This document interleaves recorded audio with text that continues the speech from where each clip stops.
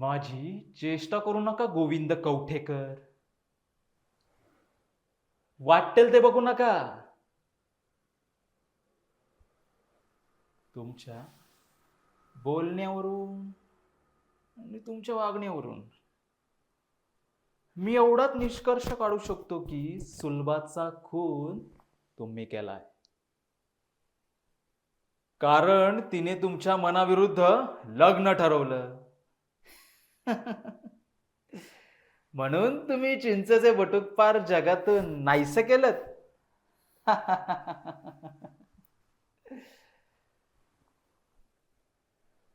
2 दिवसांपूर्वी पहाटे तुम्ही तुमच्या मैत्रिणीच्या घरात शिरलात. सुलभा साखर झोपेत असताना तुम्ही तिला गुदगुल्या करून उठवलं आणि समोर पडलेल्या धारदार ब्लेडने तिच्या पोटावर वार करून तुमच्या चिरकालीन मैत्रीला तिलांजली दिली. तेव्हापासून तुम्ही घरी येण्यास टाळत आहात. वाटेल तिकडे भटकत आहात. अत्यंत अस्वस्थ आहात.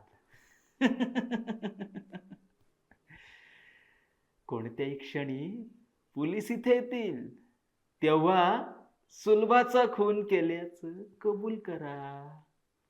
म्हणजे तुमचे मन शांत होईल, अस्वस्थता संपून जाईल आणि तुमचे पाय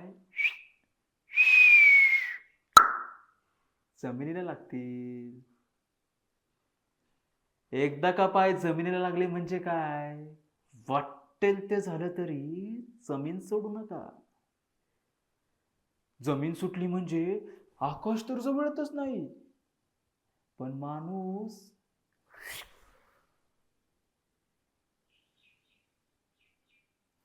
त्रिशंक होऊन जातो. विनंतीला मान द्या आणि कबुली जबाब द्या.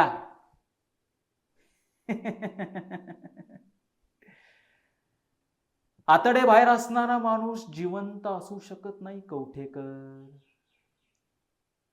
असंबद्ध बोलू नका.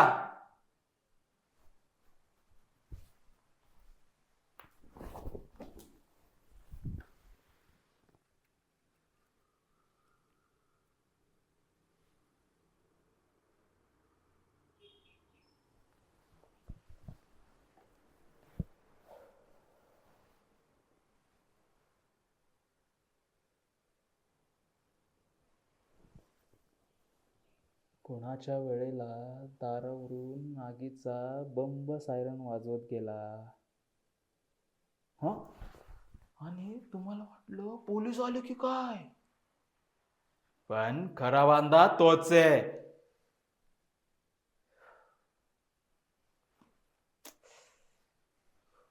इतकं होऊन देखील सुलभाचे वडील तुमचं नाव घ्यायला तयार नाहीत. आणि याचं कारण मला समजू शकत नाही. पण घाबरून जरी सुलभाचे वडील तुमचं नाव घेत नसले तरी पोलीस इतके दूधखोळे नाहीत. ते आज ना उद्या इथे येतीलच. आश्चर्य वाटतं ते हे की अत्यंत प्रिय अशा व्यक्तीचा, जिच्या बरोबर तुम्ही बालपण घालवलं, पुराचं पाणी बघितलं, चिंचेचे बटूक खाल्लं, शाळेत एका बाकावर बसलात, अशा निष्पाप कवळ्या मुलीचा तुम्ही निर्दयीपणे खून केलात. माझ्या पहिल्या प्रश्नाचं उत्तर माझ्या पुरतं संपलं असं मी गृहीत धरतो. पण दुसऱ्या प्रश्नाचं काय, तुमचे आई वडील कुठे आहेत?